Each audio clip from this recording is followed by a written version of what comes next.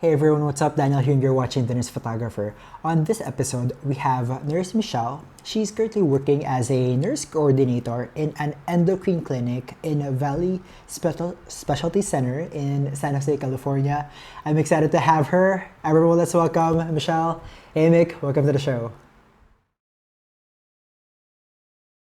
Hi, thank you for having me. Hey Michelle, kamusta? Thank you for sharing your story. It's actually my first time hearing a nurse coordinator job there in the States.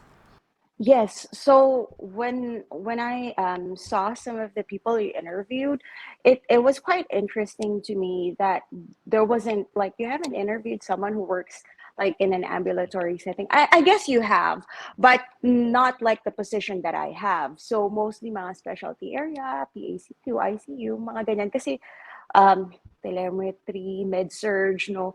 Um, So, or dialysis. So I also did that. But um, wala, nothing quite like my job title. Oh, so naisip ko maybe I could contribute, so some people could have an idea that there are other opportunities, out there. So, yun lang. All right, I'm excited. So Mick, let's start with when did you arrive in the States and anong visa mo? So I came here around spring 2017. So yung visa ko is love visa. So K1, I Ah, came K1 visa. So yun. ah, Gano'ng katagal yun yung process ng visa mo? Kasi, di ba, usually ang EB3 medyo matagal. No, no. So right now I think it would take years. Pero nung time na petition ako, no, it was just 6 months. It was just 6 months. And I was here. I was here in April. So 6 months lang yung processing ng visa ko and it was really fast. So hindi ako masyado nag-antay. Pero Mick, pagdating mo ba sa States, nakapag-NCLEX ka na or dyan mo na talaga pinrocess lahat? So dito ko pinrocess lahat kasi in order for me to be able to sit for the exam, no, um, kailangan kasi so just to give a little background, I wasn't really thinking of coming to America. This is not my dream. Hindi ko dream na pumunta sa America because I kind of felt like, you could be successful anywhere. So yeah. I actually applied and interviewed. I was supposed to go to London. And Mm. kaso hindi yun ang plan para sa akin ni Lord. So nung pumunta ako dito, I haven't taken the exam yet. And I didn't know like what paperwork I needed to provide. So when I came here, I went on the BRN website, ganyan. So DIY lang ako kasi. So everything I did it myself.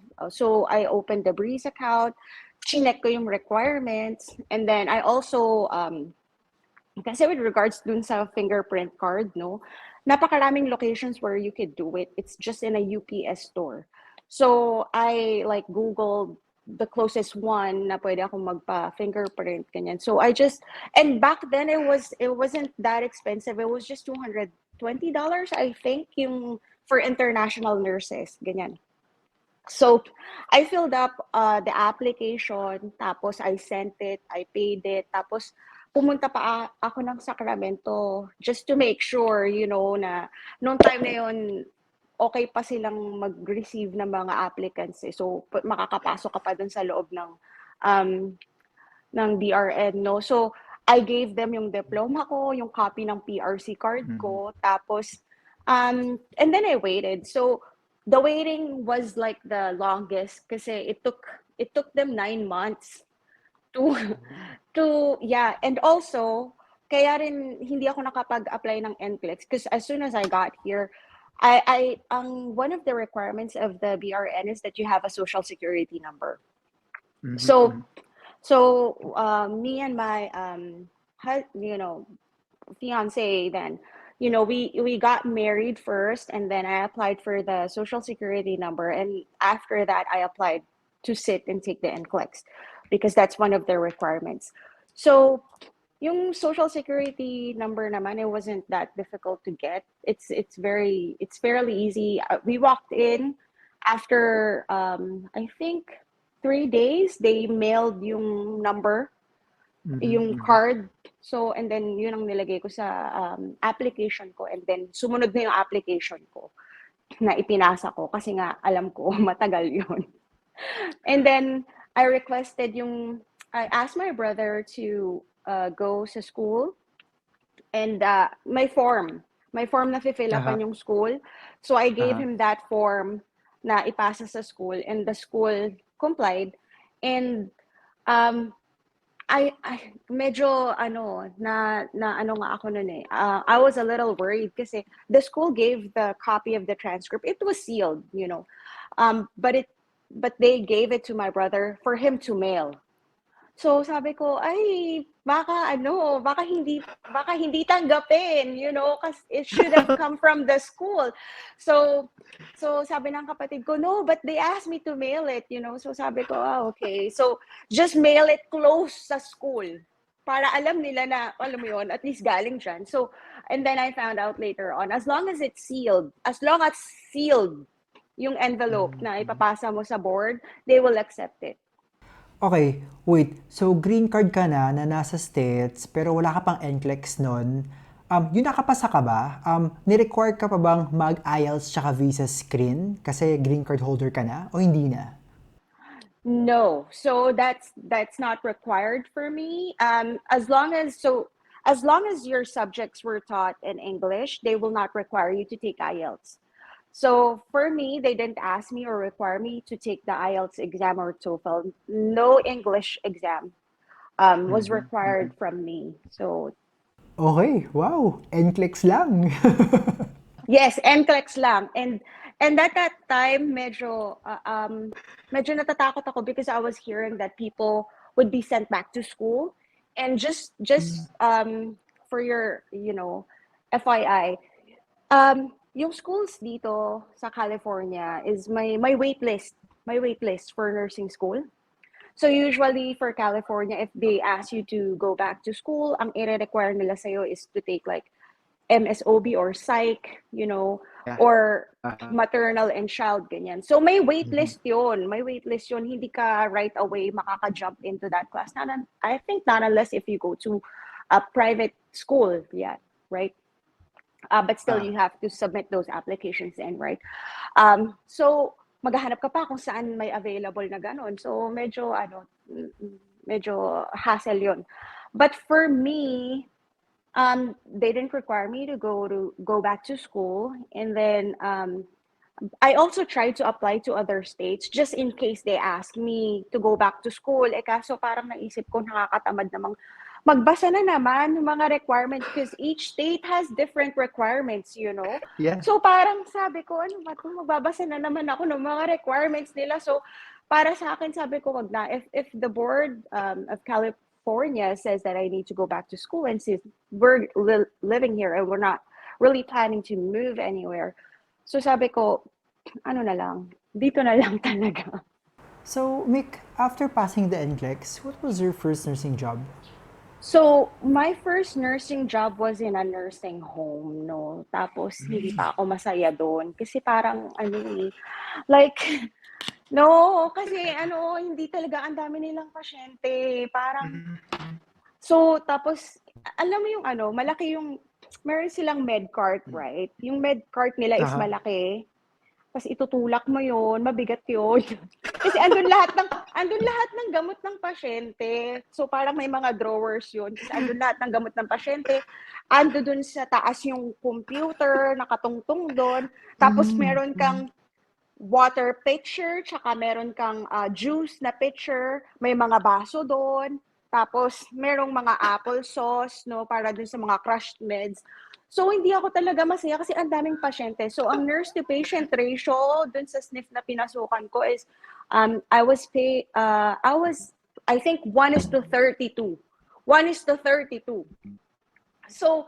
So by the time na matapos akong mag-med pass, no, sa umaga, 12:00 na. Kakatapos ko lang ng morning med pass, 12:00 na. Tapos, syempre, uumpisahan ko naman yung PM pass ko. So, hindi ako nakaka-lunch break. Tapos, it came to a point where my supervisor came to me and kasi they get fined if you don't take your lunch break, you know? So kinausap ako ng supervisor ko and they told me na why aren't you clocking out for taking lunch? And so I said, because I'm not taking lunch. I'm not, I'm not working for free. I didn't take my lunch. I shouldn't be clocking out, So, yeah, and then also, syempre medyo asar ka kasi parang, bakit mo ko tinatanong? Ang dami-dami mong pasyente. Alam mo yun, parang, paano Oo. ako kakain? Hindi nga ako makaupo. So, alam mo yun? So, medyo, ano yun. So that was my first nursing job, no. And the way that they scheduled yung schedule ko, sobrang nakakapagod kasi parang also we get paid every 2 weeks, right? Yeah. Pero pag cut off ng pay period, sometimes ginagawa nila, dinidiretso nila ako. Na instead of nakapahinga ako, ididiretso nila yung shift. Kasi if you work beyond 80 hours, you're supposed to get overtime pay. So what they do is, since cut off na nung pay period, ididiretso nila ako para hindi sila magbayad ng OT. O, di ba? Kagaling. So, yes. So, nainis din ako doon kasi parang isip-isip ko, mga ano kayo. Alam mo yun? So, medyo nakakainis, di ba? Parang sobrang dami ng patients, tapos you're gonna do me like that, like instead of giving me what I'm due because I'm overworked. Sa cut-off ng pay period mo ko idediretso para hindi ka magbayad ng OT, which is not right. So mga siguro yung mga una, parang hindi ko napapansin yun eh. Pero nung naglaon, parang nung one time na dumiretsong 11 days ako nag-work, dire-diretso. So sabi ko, hey, sabi ko gano'n, like, I haven't gotten a day off. Sabi ko gano'n, could you please check this schedule? Sabi ko, because this is not right. So parang himasmasan sila na parang, oh yeah, so sorry. It was like, hindi namin napansin. Parang isip-isip ko, hindi mo napansin. Pero napansin mong sa cut-off ng pay mo ko idediretso, hindi ka nakakatuwa. Di ba? Ang gagaling. So, ganon yun. So, that was my first job. I think I was there for like 9 months kasi hindi ko na talaga kinayanan yung pagod, no? Tapos hindi ka nakakapag-lunch, nangayayat ako ng sobra. Nung nag-work ako doon. Tapos parang feeling ko pa magkakakulani ako dun sa yung pill crusher nila na parang parang malaking stapler na ganun. Kagaganyan mo ng kagaganyan ng pills. Parang feeling ko magkakakulani ako sa kilikili ko. Kasi syempre parang, oh my gosh, alam mo yun? So yun, may mga ganun. Tapos yung nursing home na pinagtrabahuhan ko, kasi it's the RN's responsibility to hang yung mga IVs. So, and yung nursing home, they only need to have one RN sa isang shift to keep the operation going. So what that means is, kung ako lang ang RN sa buong facility, lahat ng IV meds ako ang maghahang. So can you imagine, like you have 32 patients on your own, may 32 kang patients, tapos yung mga LVNs, they would call you to hang their IV bags because that's not within their scope of practice. So pupunta ka pa doon sa kabilang station, ihahang mo yung mga IV bag nila. So medyo dagdag din yun.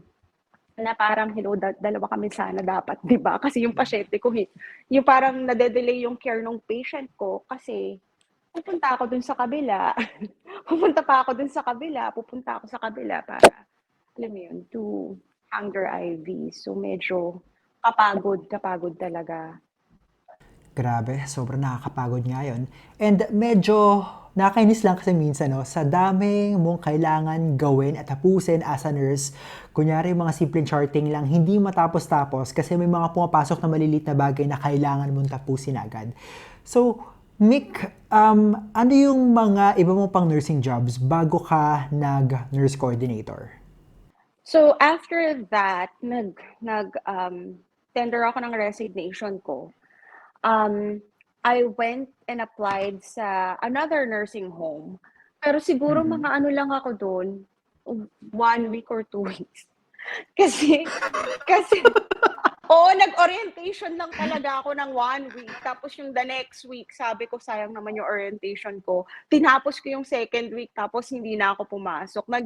Sabi ko, kasi usually, if you haven't been there for like, I think the rule is 3 months, no? If you haven't been there for 3 months, you don't need to submit a 2 week notice. So Okay. I've only been working for like 2 weeks.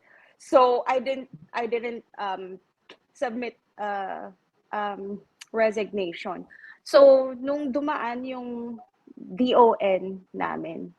Yeah, DON. So nung dumaan yung DON namin, sinabi ko na sa kanya na last day ko yung araw na yun. Tapos yeah, kasi dumaan siya. Tapos parang sabi niya, "Hi, Michelle, how are you?" Sabi ko, "Hi." Sabi ko, she's Filipina. So sabi ko, "Hi, just want to let you know I will not be coming back tomorrow." Sabi ko ganun. So sabi niya sa akin, "Oh, why?" Sabi ko, well, there's no organization in this facility. Sabi ko ganun, I'm not happy. So, sabi ko, I'm confused. Every day you assign me to a different unit, which I don't know my patients, you know? So I don't know them. And with you having 30 patients, at least, sana kilala mo yung mga mukha nila, di ba? And when you work in a nursing home, pagising ng mga patients mo, they like to go to like, meron silang maliit na parang kainan. They would like to go to the dining area. They would like to go visit their other buddies. So parang pagpunta mo dun sa kwarto nila, they're not really there. So, namamasyal sila. So, ikaw naman, may schedule ka kasi ang dami mong pasyente na you need to give their meds, right? So, ikaw na, dala-dala mo yung cart na malaki, hinahanap mo yung mga pasyente mo na parang, and every day, ililipat ka ng station without, ikaw hindi mo pa nga kilala yung mga pasyente mo, ililipat ka naman nila the next day. The next day, ililipat ka ulit nila. So parang sabi ko, it's not good because I don't know my patients and I'm not gonna get to know them if you keep moving me, right? Like, iba na naman ang hawak ko next tomorrow. So parang asan sila? Asan na naman sila? Yung mga taong to, nasan to? So parang, it's too much. Yung facility na to, parang kung dati, alas 12 ko natatapos yung medpass ko na dapat tapos ko na ng 9 or 10. Ito, alas 2 na, hindi ko pa tapos yung morning medpass ko. So, sobrang late ako. Kasi nga yung mga pasyente, hindi ko alam kung nasan sila, kung nagbibingo ba sila, kasi may mga bingo sila. Sometimes meron pa silang karaoke days. So I don't know where they are. Alas 2 na magka-clock out na ako, hindi pa ako tapos mag-morning med pa. So medyo, 'di ba, parang it weighs on you kasi parang you're not being an effective caregiver and syempre exhaustion na din, 'di ba? So after no 2 weeks, nag-apply ako for the Vita. So, nag-apply ako for the Vita dialysis, no? Tapos, okay naman. Maganda yung schedule kasi 12 hours ang schedule. So, you could either choose like Monday, Wednesday, Friday, or Tuesday, Thursday, Saturday. We are closed kami ng Sunday. And 12-hour shifts yun. 12-hour shifts. So what I didn't know before, I mean, I know, I saw that you interviewed someone who did hemodialysis, right? But my experience was completely different. My patient ratio was 36. One is, mag-isa lang ako and I have 36 patients. Because so dialysis is 4 hours, right? Either 3 hours yung treatment nila or 4 hours. So it's a 12-hour shift. So isipin mo kung ilang patients ang dumadating every 4 hours. So ang nurse-to-patient ratio per shift is 1:12. So kung lahat ng pasyente ko nag-decide to show up dun sa tatlong shift, dahil 4, 8, 12, right? 12 hours shift. So kung lahat ng dosing yun dumating, 36 ang nakita ko sa araw na yun. So parang 12-hour shift, 36 patients, tapos off ako the next day kasi Tuesday yon. Tapos babalik ako ng Wednesday, ganun ulit. Tapos off ako ng Thursday, tapos Friday, ganun ulit. So okay lang kasi medyo nakakapahinga ka na pagdating mo na, kasi syempre gulpi ka eh, gulpi sarado ka eh. Diba parang gulpi sarado ka na, 36 sila, tapos yung likod mo pa sasakit, tapos kasi so with regards to hemodialysis, right? So let me give you some context. I have dialysis technicians. So the technicians, they're the ones who are cannulating the patients. But the nurse's responsibility is yung mga naka CVC port. So yung mga naka-port, nurse ang gagawa nun. So, pero 12 pa rin yung patient mo because you will be responsible for assessing all 12 patients, giving yung medication nila, no? Diba? Tapos i-check mo din yung prescription kung nagma-match. So the prescription nung nasa computer should match the machine. So ganon. So ang bawat dialysis technician, their patients is 4. So meron akong 3. They work under my license, and yun nga, 12 ang patients ko. Kasi lahat yun i-assess ko, lahat yun may medpass ko. Kung merong CVC, ako ang gagawa nun. The technicians don't touch that. Parang lahat na nabanggit mo, yung nurse-patient ratio, ang tataas, no? Sobra. Parang parang hindi siya. So parang nung may mga nakikita akong parang nagko-comment na, oh, maganda yung nurse to patient ratio, parang iniisip ko, saan banda? Kasi based sa experience ko, hindi ganoon eh. Hindi siya ganoon. Parang sabi ko, saan banda ba to? Saan kayo? Reach out to me, andito ko. Alam mo yun, kasi talagang ibang klase. It was so exhausting. Tapos parang talagang sobrang drained ka na. Tapos yung 12-hour shift na yun, no? Lakad ka ng lakad, and I kid you not. Sa isang araw na pumasok ako, I think I would walk mga 3 miles is the most na naglalakad ako. Paikot-ikot lang ako doon. Kasi nga, sobrang nilang dami. Tapos paulit-ulit. So, pag upo mo, yun mararamdaman mo na ang sakit ng likod mo. Kasi ang tagal mong nakatayo. Pag umupo ka, masakit na yung likod mo. Mararamdaman mo talaga. Grabe, no? I'm so glad we're having this conversation. Sobrang eye-opener siya, especially to those na paalis pa lang. Kasi no, parang ang mindset natin dito sa Pilipinas is pag-migrate natin, no, everything will be better, no? Especially nurse-patient ratio, no, dyan sa California. Kasi ang alam namin dito is may nurses union. Pero later we're gonna talk more about that. Mick, so you're a nurse coordinator. And I'm not sure kung meron nun dito sa Pilipinas. Parang hindi ko pa naririnig kung meron man. Can you walk us through ano bang ginagawa ng isang nurse coordinator? Nag-handle ka rin ba ng patients? Or on paperworks ba? And ano yung usual na schedule mo dun? So, since I work in a specialty clinic, right? So it's endocrinology. We are ambulatory. So ambulatory setting, we only work during the day. We're off on the weekends. So 8-hour shifts kasi since government yung hospital namin, no, there's not a lot of overtime na alam mo yun, it's rare na mag-OT ka.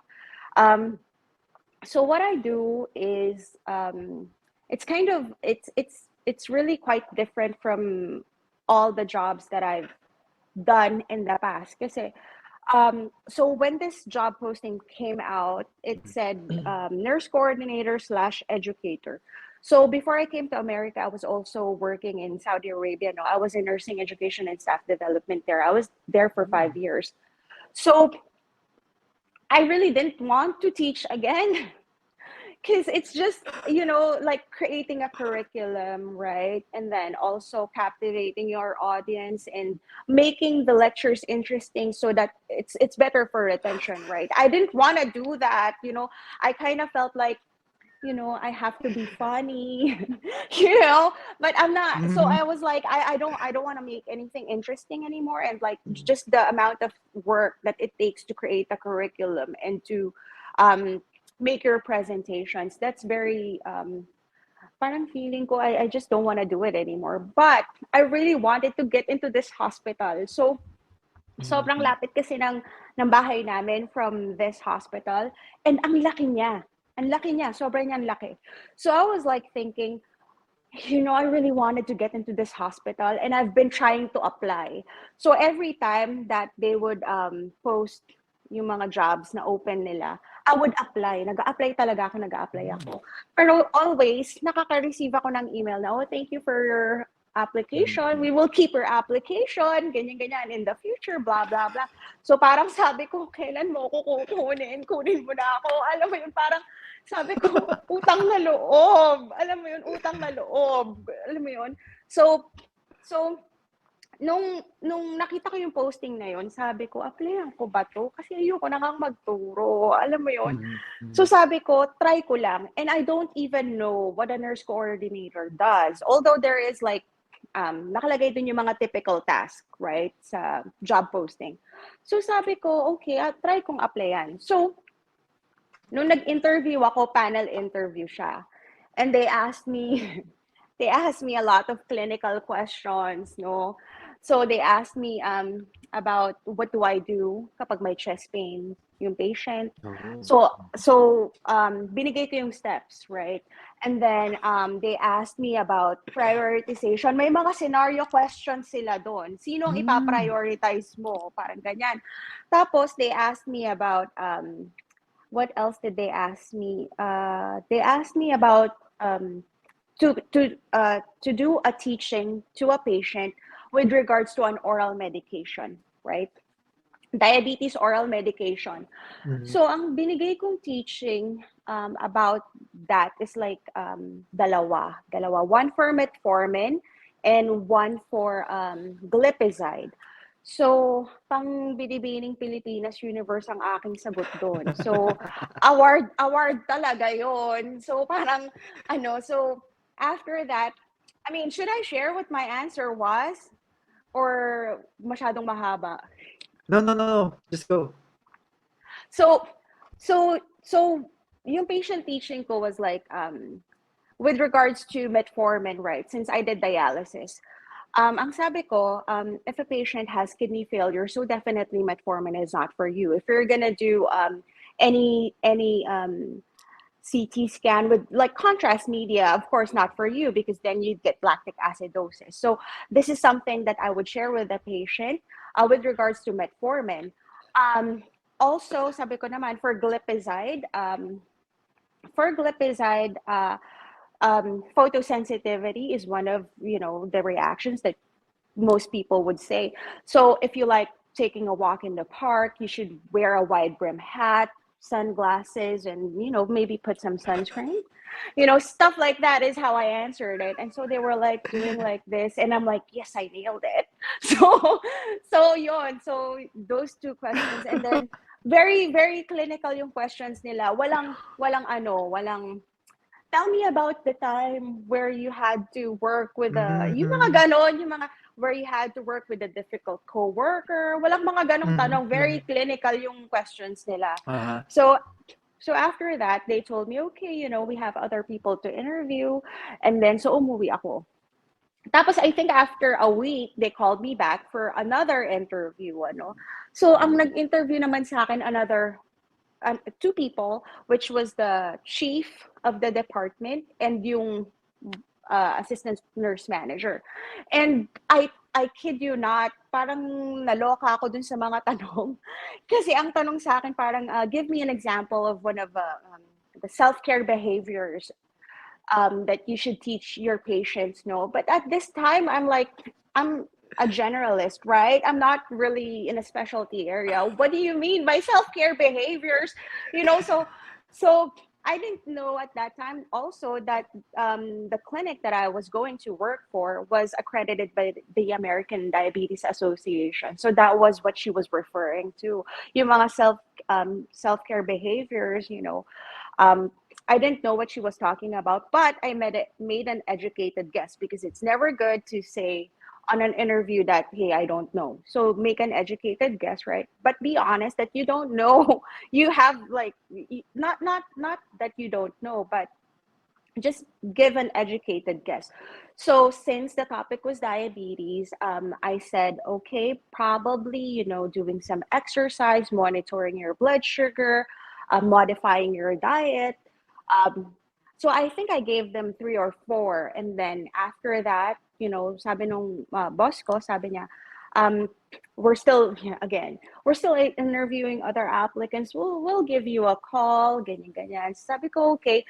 After what next week, sabi niya. Kasi it was a Thursday when I got interviewed. So sabi ko, okay, Friday probably hindi pa sila tatawag, ganyan. Tapos the following week, wala pa rin tawag. So sabi ko, ano ba, kunin niyo na ako dito, utang na loob. Alam mo yun, kasi syempre, pagod ka na, di ba? Sabi ko, ano ba, kunin niyo na ako dito. So, after that, 1 week has passed, walang tawag. The following week, wala pa rin tawag. Tapos, nung third week, tumawag na. Sabi niya, I would like you to tell your manager to give me a call kasi I would like to, check out your references. Eh di, ako naman, dire-diretso, no? Tinext ko yung boss ko sa Davita noon. Sabi ko, hey, could you please give this manager a call? Ganyan-ganyan kasi sobrang excited ako. Sabi ko, baka makuha ko na to. Ito na. So, so, so nung tumawag, nag-return call naman yung boss ko sa Davita noon, no? Because I have a good working relationship with my bosses. Mm-hmm. So tumawag naman siya and he vouched for me. And then after noon, nung hapon na tumawag na yung boss ko, tapos sabi niya sa akin, oh, I would like to offer you this job. So ako, yung itsura ko noon, nung hawak ko yung phone, sabi ko, yes, oh my God, ito na to. Alam mo yun, so parang sobrang happy ako, no? Tapos sabi niya, oh, well, like, think about it. So I said, yes, I'll take it. So talagang excited ako kasi talagang ayoko na talaga. ayoko na pinapasukan ko. Ang sakit ng likod ko. So parang, I'm old. I don't want to do this. So parang sabi ko, no, I just want to do ambulatory care. So sabi ko, I just don't want to do this anymore. So going back to your question, with regards dun sa day-to-day ko sa work, no? Mm-hmm. So I wear quite a few hats in our department. So I am the quality coordinator, like I said, for the education recognition program for American Diabetes Association. Tapos I'm also in charge of the quality incentive program sa department namin. So that's the nurse coordinator side of it, right? Because since we are a government, we're funded by the government, right? Mm-hmm. We also get, funds kapag, they call it pay for performance, right? So if we perform well and we meet our metrics, then we get compensated. Our services are for free, but at least the hospital gets funded. We could allocate more people to work for us, and then so that's the goal, right? So I'm in charge of that, and then may mga projects din kami na I am the project lead for that, and then on some days I work also as an alternate charge nurse kasi yung charge nurse namin, syempre magbabakasyon yun. So, I work as an alternate for her. Pero covering lang yun, mga 1 week kung magbabakasyon siya, so I would cover. So, ang charge nurse role is you will be in charge of the whole clinic, right? So, yung staffing, yung what do you call this? Yung answering ng mga calls, triaging patients. Kasi yung mga patients, mahilig silang, nag-i-email yan sila eh. So, it's the charge nurse responsibility to answer yung mga emails nung patients, yung mga inquiries nila. Tapos, magta-triage ka din ng patient kapag minsan kasi, mag-i-email sila na, hey, I'm experiencing XYZ, the last couple of days. So, syempre, kailangan tawagan mo yun. I-assess mo yung patient over the phone, and then you send a message to the doctors like, hey, what are your recommendations? But if you feel like based on your assessment, the patient needs urgent medical attention, then definitely you tell the patient to go to urgent care or emergency, right? So that's the charge nurse role. And then lately, I've also been, what do you call this? Helping out sa oncology clinic. Kasi medyo may shortage kami ng nurses, you know. So, nag-help out din ako doon. Every Fridays, nagsuswero ako doon. So, that's it. So, I do a lot of things, but definitely, hindi siya kasing toxic nung sniff, tsaka nung nagda-dialysis ako, hindi siya ganun ka toxic. Ito lang, medyo nakakapagod kasi nga, alam mo yun, nag-iisip ka. So, meron din akong mga araw na nag-i-schedule ako ng patients for education. So, yung mga in-educate ko is like newly diagnosed patients with diabetes. Nag-educate din ako ng mga out of range, like yung mga sobrang taas ng A1C levels nila, mga 12 to 14 and above. Tapos some days, kapag short din kami sa inpatient, kasi nagtuturo din kami inpatient eh.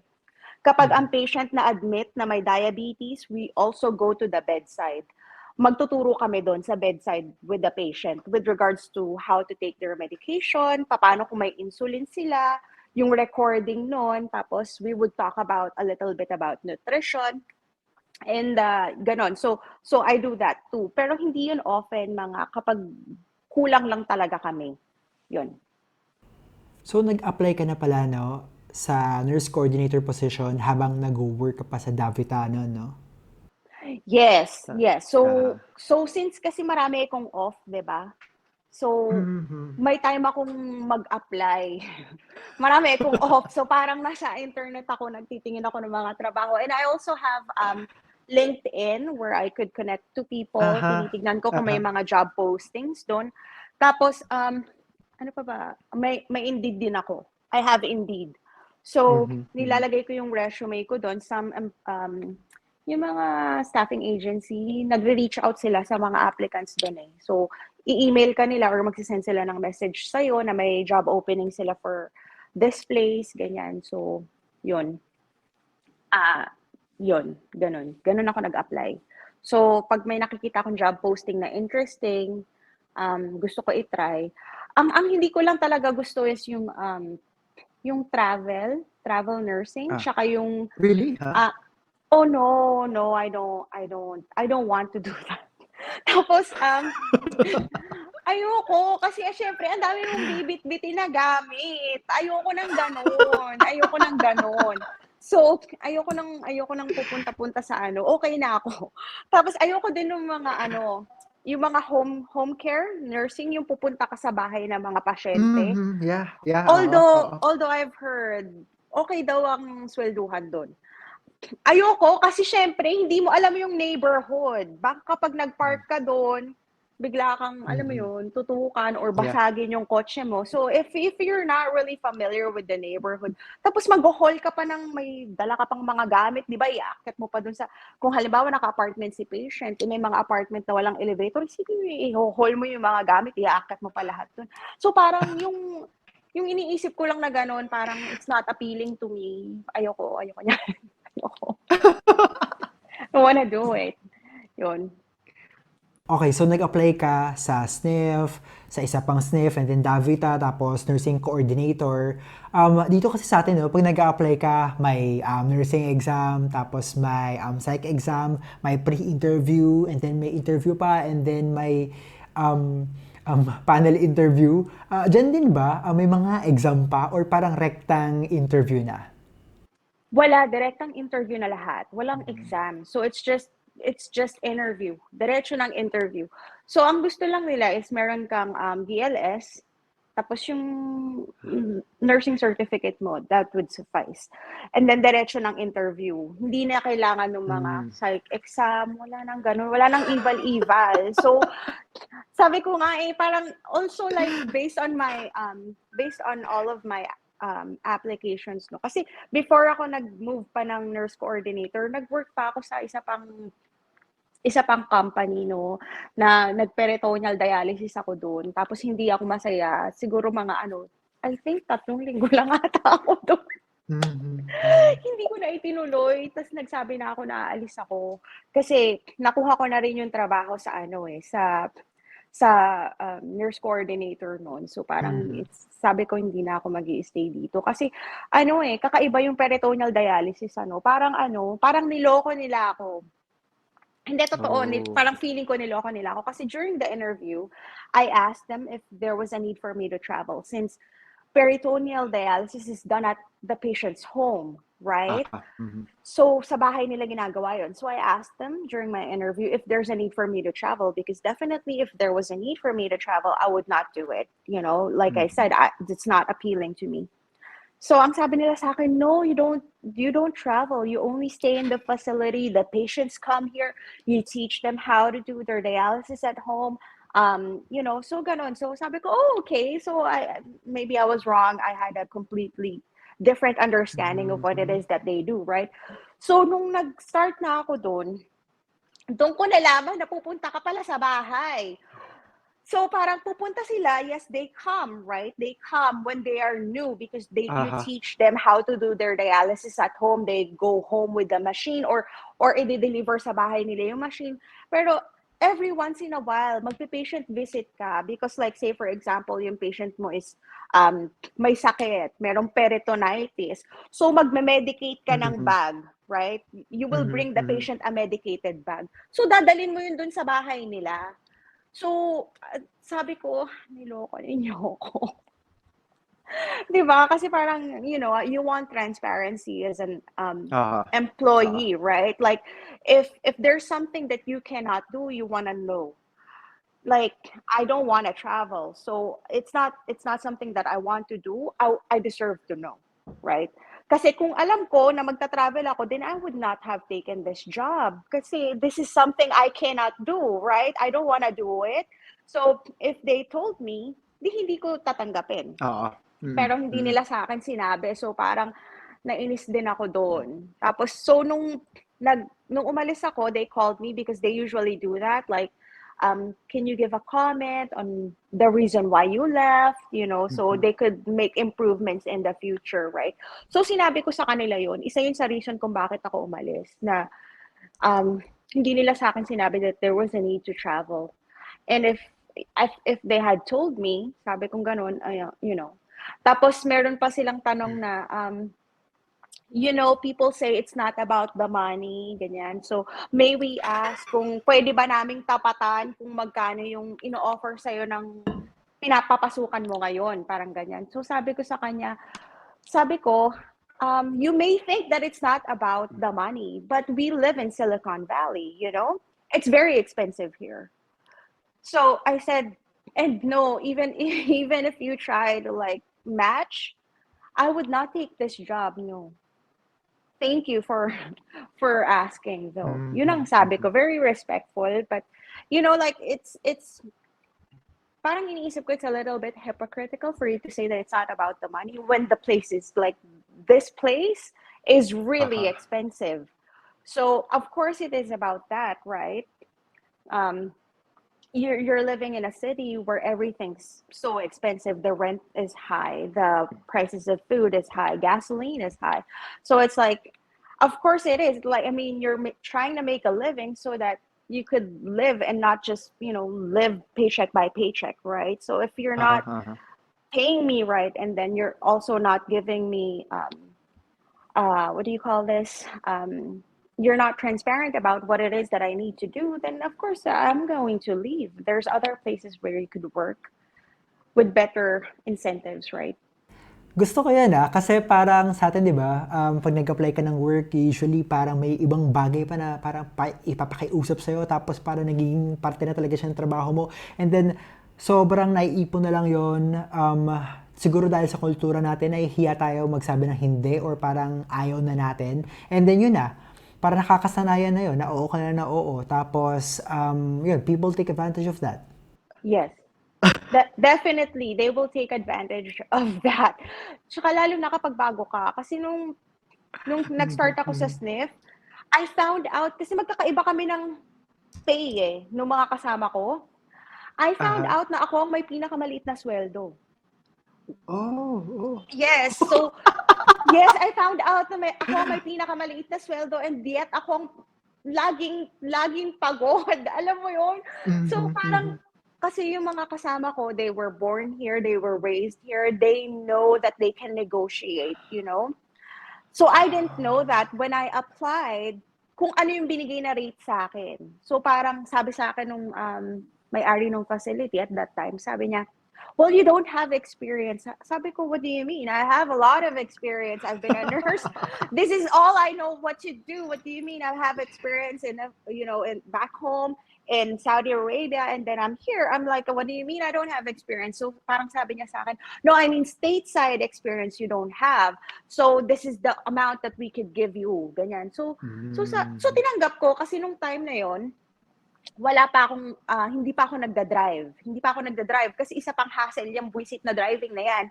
So hindi pa ako nagda-drive kasi nung nag-apply ako for DMV, the exam itself mabilis lang, but scheduling for behind the wheel is matagal. So I had to wait na, alam mo yun, I had to wait. So nagbabas ako. And yung facility na pinasukan ko, malapit lang yun dito sa amin. So kaya rin nagtitiis ako kasi nga hindi ako makahanap ng ibang facility or paglilipatan na makakapag-bus ako kasi usually may times ang bus, no? So, may times ang bus, pag naiwanan ka ng bus, mag-aantay ka ng susunod na bus, mag-u-Uber ka, which is like expensive. Ang liit nga lang ng binabayad sa akin ng nursing home. So, parang, alam mo yun, so hindi ako makalipat, no? So, nung nakuha ko naman yung kotse ko, doon na ako nag-start mag-apply kasi sabi ko, yung na dito, it's not right. Yun. Diyan ba sa San Jose, commutable? Kasi naalala ko before, nasa LA naman ako, hindi talaga siya commutable eh. Yes, it is. Actually, it is. So merong app, no, meron kang app na pwede mong i-download. And I forgot what it's called. I think it's called Transit, something like that. So yung app na yon, i-type mo doon kung saan ka pupunta. And then it'll show you the buses that you need to take. So halimbawa, so i-show niya sa'yo yung the buses that you need to take, or kung malayo yung pupuntahan mo, kung magte-train ka pa, gaano kalayo yung lakad papunta dun sa pupuntahan mong susunod na bus na sasakyan mo, ganyan. Pero definitely, commutable siya. Pwede ka mag-commute, pwede ka mag-train, pwede kang mag-bus. So ako, that's how I got around, no? Nagbabas ako, 2 sakay yung bus. So parang, yung bus na unang sasakyan ko, it stops sa harap ng apartment namin, may bus stop doon. So, very convenient sa akin, lalabas lang ako, mag-aantay ako saglit, dadaan na yung bus. Kasi makikita mo din doon, like how many minutes darating yung bus. So, makikita mo doon, sabi ko, in 1 minute nandito na yung bus, so lalabas na ako, no? So, pagsakay ko doon, antay lang, may mga stops yun, so medyo mabagal. May mga stops, no? Pero hindi naman siya nag-i-stop kung walang nag-aantay sa bus station or meron silang yung parang kagaya sa jeep, yung hihilahin mo, tapos tutunog. So ganon. May ganon sila. So hihilahin mo yon, alam ng driver na bababa ka, pero you cannot, hindi kagaya sa atin na kahit saan ka pumara. It will only stop sa bus stop. Yan. So, sa bus stop lang siya mag-i-stop. So, hihilahin mo yun, bababa ka doon. So, ako, pagbaba ko doon sa una kong bababaan, doon ako bumababa sa hospital namin. So, kaya sabi ko, gusto kong pumasok dito kasi sobrang lapit eh. So, after noon, antayin ko yung susunod na bus, sasakay ako doon. Pagbaba ko doon, maglalakad ako, di ba? Maglalakad ako kasi yung bus na sinasakyan ko, hindi siya dadaan doon sa harap ng facility. And yung mga kanto dito, hindi kagaya ng mga kanto natin dyan sa Pilipinas na malapit lang. Yung kanto dito, grabe yung layo. So parang 2 kanto yung facility ko. So every day, 'di ba? 2 kanto pa yung lalakarin ko para makarating ako doon. So 2 kanto papunta, 2 kanto pabalik, 4 na kanto. Tapos yun, sasakay ulit ako ng bus, ganyan. So yun lang. So usually ang out ko noon 3:30, pero nag-overtime ako ng 2 hours kasi ang facility, they get paid by insurance. So at the end of the day, after ng lahat ng med pass mo, kailangan mo pang i-chart kung ano yung Medicare, yung sa insurance nila, i-chart mo yon. Yeah, Okay. so every day yon may OT pa din ako. Gusto ko nang umuwi, pero hindi pa ako makauwi. Kasi kailangan ko i-chart yon. So Oo. i-chart ko pa yon. Tapos sasakay ako ng bus. So syempre mabagal yung bus. Nakakarating ako dito mga 6 o'clock, 7 o'clock, ganyan na ako nakakarating, di ba? 3:30 yung out ko, 7 na ako nakakauwi kasi yung bus. Wow. So sobrang pagod, para ka rin nag 12-hour shift. Ngayon ko lang nalaman, no, nakasama pala yung insurance dun sa mga paperworks, no? Sa SNF kasi, well, dito sa Pilipinas, diba, parang hindi ka naman naglalagay ng insurance sa mga charting eh. Yes. Oh, okay. I-charting mo yon kasi that's how they get paid, right? Yun ang may pinakamalaking pera. Kasi kung nagte-therapy ang patient, kailangan i-chart mo na nagte-therapy ka. Kung nag-wound care ka kay patient, kailangan i-chart mo yun kasi babayaran sila ng insurance doon. So kung naghang ka ng IV, may mga antibiotics, you have to chart that too kasi malaki ang pera doon. Oh. So yun ang i-chart mo kung anong ginawa sa patient at the end of the day. Not just yung med pass, kasi yung med pass, it's madali lang yun eh. Kiklik mo lang yun eh, na ibinigay mo or ni-refuse nila or not, right? Pero yung charting at the end of the day, that's how they get paid. Yun. Yung mga antibiotics, PT, wound care, kung may ostomy care, mga ganyan. So, yun, dun sila, malaking pera yun. So, yun ang i-chart mo at the end of the day as a nurse. Okay. Ngayon ko na nalaman yun, no? Dito sa atin parang hindi naman masyadong gano'n, no, sa mga insurance. Puro yung mga ginawa mo lang, tsaka yung mga medication, INO, no? Walang gano'n sa atin eh. Oo, walang ganun sa atin. Oo. So, adjustment din yun kasi para sa akin, no, kasi hindi ko nga alam. Hindi ko alam, wala nagsabi sa akin na china-chart pala yun. So, nung at the end of the month, ang dami kong audit. Siguro ganito kakapal yung papel ko. So, parang sabi ko, tas, ganito kakapal, may audit sila. So, parang sabi nila, you failed to chart. Sabi ko, what do you mean? Ano bang i-chart? Sabi ko ganun. Tapos, meron pala. So, sabi ko, ano ba yun? Hindi ko alam. So, I had to catch up din sa mga i-chart sa patient nga. Kasi, hindi ko alam. Nobody told me. It's like they kind of felt like I already knew, pero parang isip ko, this is my first nursing job in America. You know, you should have at least shared it with me, right? So Okay. it was a ton of back work that I had to do. Okay, so last night while we were exchanging DMs, you mentioned that you worked in a county hospital which is like PGH dito sa Pilipinas, diba? Yes. Diba? Ano yung main difference nila between working in a government hospital versus a private hospital dyan sa Amerika? Kasi dito sa atin, di ba, parang yung sweldo sa government hospital is almost double as compared to private hospital, pero the amount of work is pretty much double din. So, dyan, kumusta dyan? So dito kasi, like, government hospital ako, right? So, we don't get paid as much as the private institution. So, mas mataas ang sweldo nila sa amin. But, I think, based on sa mga nakakausap kong nurses who work on private institutions, ang sabi nila, sobrang strict daw sa private. They really, I think, if I recall it right, one of the nurses that I work with, she said, oorasan ka pa nila pag nasa CR ka. Like, ba't ang tagal mo sa CR? Parang ganon. So dito naman sa county, hindi kami, you do what you can do and you can finish sa shift mo. Kasi hindi naman natatapos ang trabaho. So parang, kung ano lang ang matapos mo for today, that's fine. If it's nothing urgent, right? If you're not working under a deadline, then it's fine. But of course, if urgent, like patient care and stuff like that, you have to address it as efficient and as fast as you can. Pero hindi siya kagaya, it's not really that strict, and also unionized kami. So maraming process yan na kung halimbawa underperforming ka, so yung manager mo would find ways on how you can perform better. So magre-reach out din sa mga staff developer, check nila yung competency mo, ano bang appropriate action sa'yo. Before ka, mahirap kasing sipain ang nurse na may union. Mahirap sipain ang may union. Oo. Kasi kailangan naka-file yan na anong ginawang attempt to improve the behavior or to help yung employee mo improve. Marami yan. Tapos kung maraming reklamo, dapat naka-file din yan, no? So hindi pwedeng ikinuwento mo lang sa manager mo dahil alam mo yun. It has to be in written form para pag nagharap-harap kayo, may reason kung bakit ka ile-let go, 'di ba?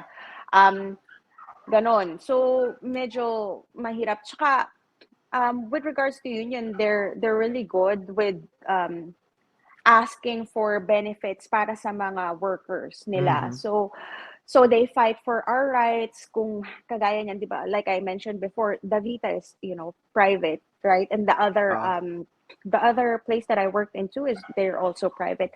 So hindi parang they're not union. So, usually, ang increase mo lang parang wala pang 5%, no?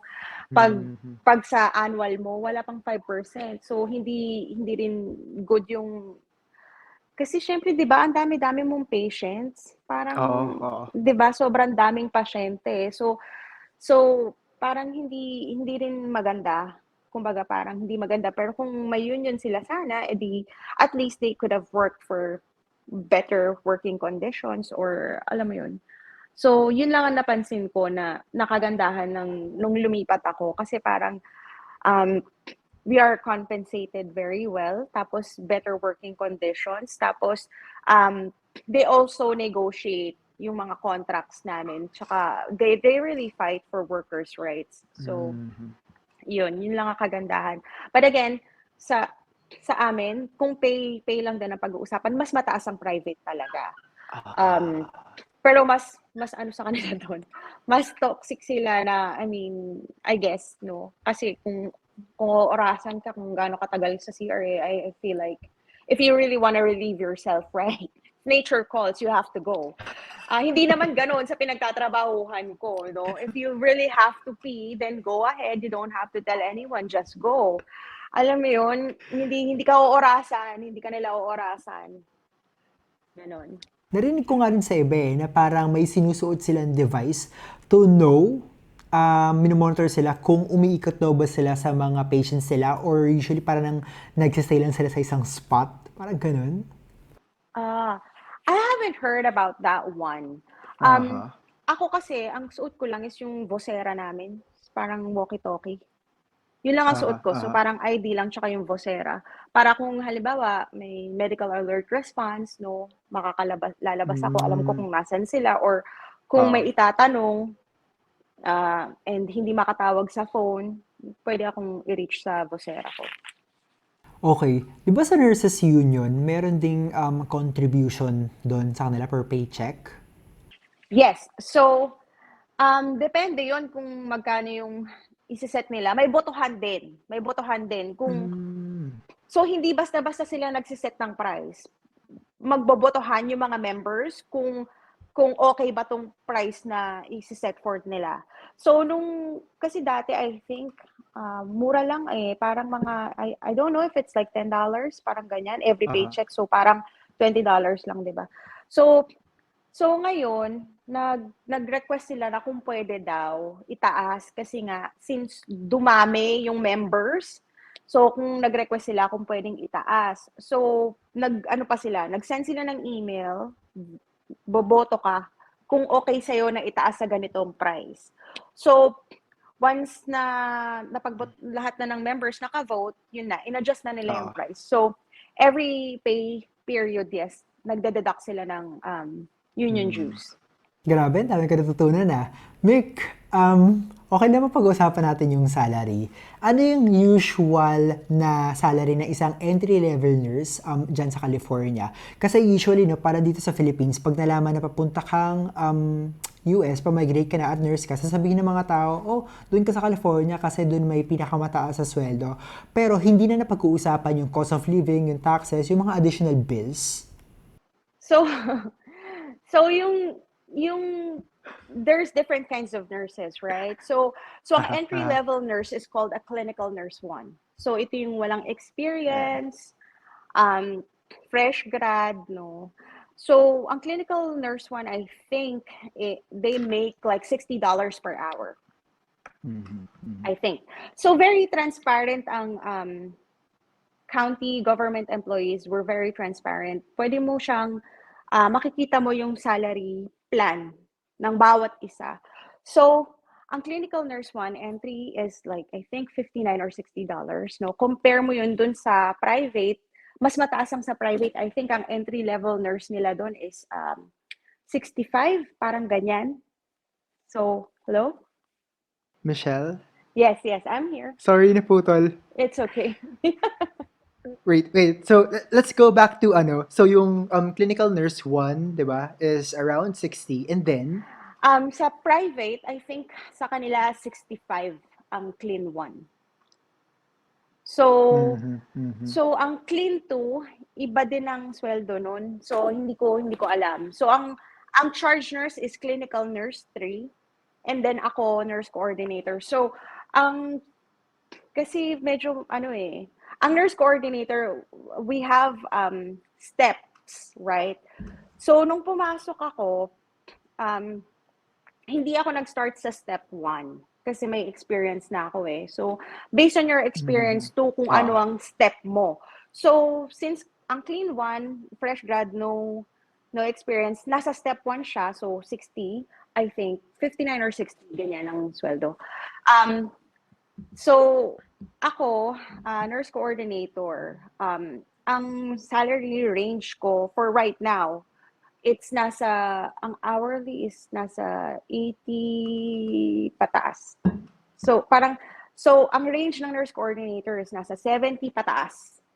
Grabe no, ang taas din talaga no. Kasi tinignan ko sa iba, parang ang starting ng entry-level nurse na is around $30 lang. Pero syempre, mas bababa siguro yung cost of living sa state na yon. Mick, tanong lang kita, what's it like living there in San Jose, California? Ano yung mga usually pwedeng gawin during your days off? And sobrang daming Pilipino ba dyan as compared to other cities na nasa California rin? Yes. So maraming Filipinos, Latinos, tsaka mga Asians, mga Vietnamese. So not a lot of Caucasians. I don't see a lot of Caucasians out Mhm, here. mhm. No, so definitely mga Hispanics, tapos mga Filipinos, Vietnamese. Yan yung mga madalas.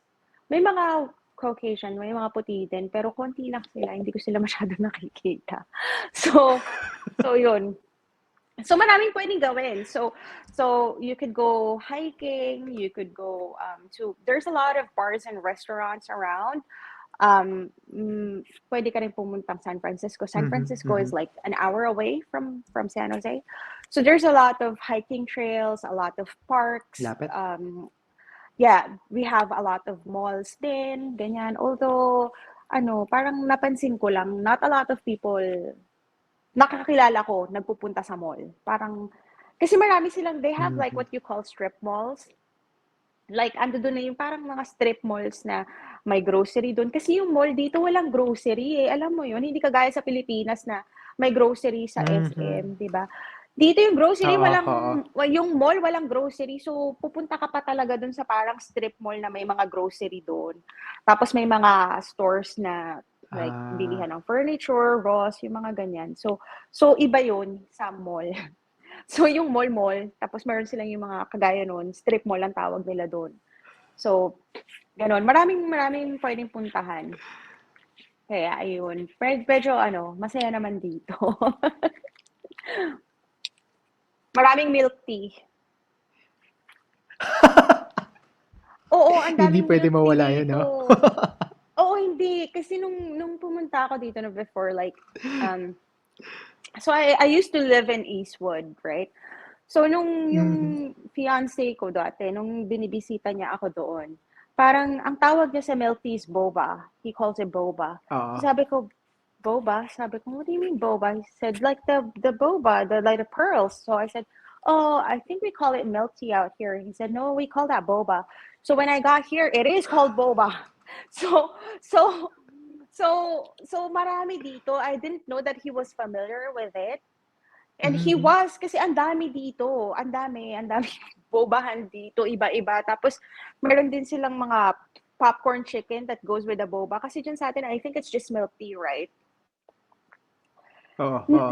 Not goes in the boba. Parang meron silang mga sinuserve na Mhm. side dishes Okay. with the boba. Okay. Like meron silang popcorn chicken, meron silang mga lumpia, marami silang ganon. Eh dyan sa atin, kasi milk tea is milk tea lang, di ba? Wala ka masyadong makikitang, like yung shot time. Di ba milk tea? Milk tea lang ata yun eh, I think. Walang mga side Oo, mga whatever. snack na. Oo. Oo, walang snacks, walang ganon. Dito meron. Ang dami, marami sila. May mga waffles pa. So, yun. Mick, last question lang. Para dun sa mga Filipinos na naghihintay ma-approve yung visa nila, ano yung mga pwede nilang gawin right now while waiting para lang pagdating sa States is mas smoother yung transition nila, both in clinicals tsaka in the American life? So, I feel like it's a little, to prepare yourself. I think yung transition kasi, I mean, electronic medical records dito. And I'm not sure if it's the same in the Philippines or paper charting pa din. Kasi in my time, it was paper, you know. So just be familiar with that. Tapos yung like medications and stuff. Kasi dapat familiar ka with the medications kasi kung hindi, minsan yung mga ibang lahi, minsan sasabihan ka, parang alam mo yung, you know that they think you're stupid when you don't know something, right? Like makikita mo sa facial expression nila and Mm. yung the way they deliver it to Aha, you. aha. So parang you have to familiarize yourself with the medication that you're going to give. So like say for example, may ibibigay kang gamot, di ba? Like like lorazepam, Ativan. Kasi minsan sasabihin nila sa'yo, oh, give Ativan. Ah. Sabi mo, wala namang Ativan dito. Di ba may lorazepam siya dyan? Yung mga ganon ba? So just familiarize yourself with the medications and like yung electronic medical recording nila. Although ituturo naman kasi nila sa'yo yun. Ituturo nila sa'yo yung EMR kasi yung EMR ng SNF is very different sa EMR sa hospital. Magkaiba yung ginagamit nilang system. So, Talaga? Okay. magkaiba. So parang yung sa SNF, ang gamit nila is point-click care. So, inaral ko pa kung paano gamitin yun kasi hindi ko nga alam eh. Tapos hindi ko pa alam, di ba, na kailangan pala mag-chart ng Medicare, yung mga insurance, hindi ko alam yun. So, so point-click care ang sa SNF. Ang sa hospital is they use Epic. So magkaiba. Magkaiba yung Epic. gamit nila. Tapos iba rin yung sa dialysis. Iba din yung gamit nila doon. I think dialysis is Snappy. Snappy yung gamit nilang electronic medical record, no? So, magkakaiba siya. So, you have to be also a little bit techy, di ba? Kasi for you to be able to keep that information in your head, you know. So, although, pag bago ka, everyone's expecting, alam mo yun, they're prepared naman na you're slow. Not slow in the mind, but you're moving so slowly, right? Because kasi like they would anticipate that you would be working slowly kasi nga syempre hindi ka familiar. But once you familiarize yourself, you know, just be prepared and also be prepared dun sa mga patients mo, no? Kasi in my experience, I've had patients na they asked me where I graduated from, you know, mga ganyan. So some people would take that as, you know, you're a racist, right? Kasi some people get offended when they get asked. But ako, what I do is, you know, like I try to reframe my thinking. Kasi I don't think that the patient means it that way, right? So ako, I try to put myself in the patient's shoes. This patient doesn't know me. This patient doesn't know. He's probably thinking if this person is capable of taking care of me. Probably nothing to do with my skin color or how I look, right? So when they ask me, sinasagot ko. Sabi ko, I graduated from the Philippines. And then kapag may mga follow-up questions pa, ang sagot ko doon is kung ano lang yung tinanong. Like, so kasi minsan may nagtanong so, what made you qualify for this job? Mga ganon. So parang share ko na lang din na parang ang experience ko. So parang, well, to be honest with you, I have 3 licenses. This is my 3rd, So I have a license to practice in the Philippines. I have one in Saudi Arabia, and this is the 3rd one. So I assure you, I'm here for your benefit and for your safety. If you would work with me, of course, right? Because we also have to take into consideration patients have rights, right? They have the right to refuse treatment coming from you. So if they ask to be seen by someone else, wag mong don't be negative. Like just say okay kasi it doesn't really change yung hourly rate mo, 'di ba? Just think about it that way. Kung hindi kita pasyente, if I don't do you, it's fine. Hindi naman nabawasan ang sweldo ko for the day. It's okay. Nabawasan ako ng isang pasyente. Diba? So just think of it that way. Kasi sometimes people, I think, would say na, ay, racist tong patient na to. So ngayon, ayaw mo na siyang, you're refusing to take care of this patient, right? So don't be like that. Just don't be like that. Be the bigger person and just think of like, tell this patient who you are, introduce yourself, be respectful. If the patient refuses care from you, then say thank you. I will ask someone else that maybe you're more comfortable with, right? And then walk away. Don't hold grudges. Masama yun, nakakapangit. So that's it. I think that's what I can share with yung mga upcoming nurses. Wag kayo masyadong wag masyadong ma-hurt, no? Kasi it happens, right? Like America is a melting pot of a lot of ethnicity. So you don't know which one ang makakaharap mo. So you just have to be prepared and just do your best every day because like in the end, it doesn't really affect you, right? Doesn't really affect you. Don't let that get to you. Hindi nabawasan ang pay mo for the day. Nabawasan ka ng isang pasyente. It's a good thing.